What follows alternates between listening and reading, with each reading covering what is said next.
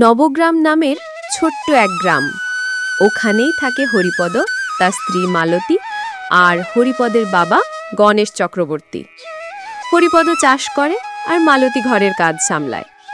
সংসার ছোট কিন্তু শান্ত।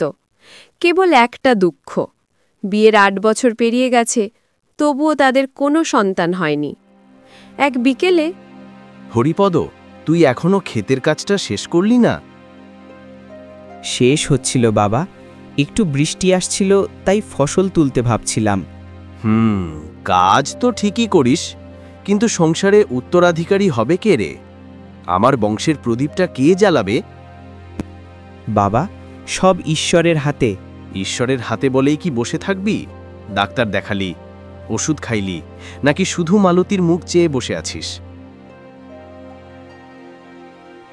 মালতী ঘরের কোণে দাঁড়িয়ে সব শুনছিল। আমি কি দোষ করলাম গো ভগবান? সব চেষ্টা করলাম, তবু কেন তুমি দাও না একটা সন্তান?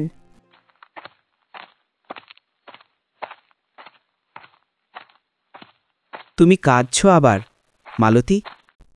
তোমার বাবার কথা কানে গিয়েছে। আমি তো চেষ্টা করিনি তা না? জানি তুমি কষ্ট পাও, কিন্তু বাবা বুড়ো হচ্ছেন, ওর আশা একটাই, নাতি কোলে নেওয়া। হয়তো আমাদের কপালে নেই সেই সুখ। গ্রামে কথার অভাব নেই। একদিন মালতী হাটে যাচ্ছিল, পাশে দুজন মহিলা খিলখিলিয়ে হাসছিল। আরে ও দেখ, হরিপদের বউ, ৮ বছরেও কোলে কিছু এলো না। কে জানে কার পাপ, হয়তো আগের জন্মের দোষ। কেন রে মালতী, কাঁদছ কেন? কিছু না বাবা, চোখে ধুলো পড়েছে। ধুলো পড়েছে নাকি মন ভেঙে পড়েছে? হরিপদর বংশ রক্ষা করার তো কোনো লক্ষণই দেখি না। বাবা, আমি ডাক্তার দেখিয়েছি, তবু কিছুই ফল পাচ্ছি না। যদি না পারিস, হরিপদকে আবার বিয়ে দিতে হবে। আমার বংশ থেমে যাবে নাকি? বাবা, তুমি ওসব কথা আবার বললে কেন? মালতী ভীষণ কষ্ট পেয়েছে। তুই বুঝবি না, বুড়ো বয়সে তোকে কে দেখবে? রাতে হরিপদ বাবার সঙ্গে কথা কাটাকাটি করল, কিন্তু শেষে চুপ করে গেল। ঘরে ফিরে হরিপদ মালতীর কাঁধে হাত রাখল। রাতের সেই নীরবতায় তাদের ভালোবাসাই একমাত্র সান্ত্বনা হয়ে রইল। তুমি মন খারাপ করো না মালতী, সন্তান হোক বা না হোক, তুমি আমার জীবনের সবচেয়ে বড় আশীর্বাদ। দিন কেটে যাচ্ছিল। একদিন গ্রামের রাস্তায় গণেশ দেখতে পেল এক ছোট্ট অনাথ ছেলেকে, বয়স ৭ কি ৮।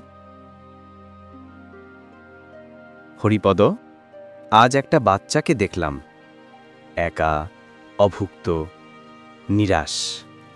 কাকে দেখলে বাবা? মনে হয় ভগবান নিজেই পাঠিয়েছেন। যদি ওকে আমরা ঘরে নিয়ে আসি? সত্যি বলছেন বাবা?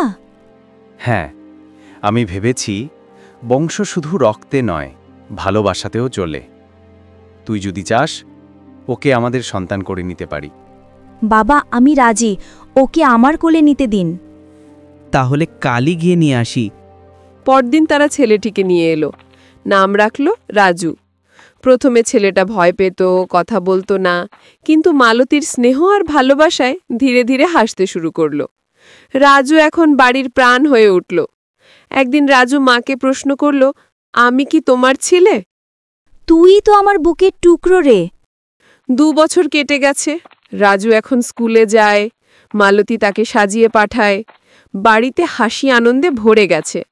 একদিন গ্রামের ডাক্তার খবর দিলেন মালতী না হতে চলেছে। হরিপদ আনন্দে ছুটে গেল বাড়ি, খবরটা শুনিয়ে দিল। গণেশ হাসি মুখে বলল, ভালোবাসা দিলে ভগবানও আশীর্বাদ দেন।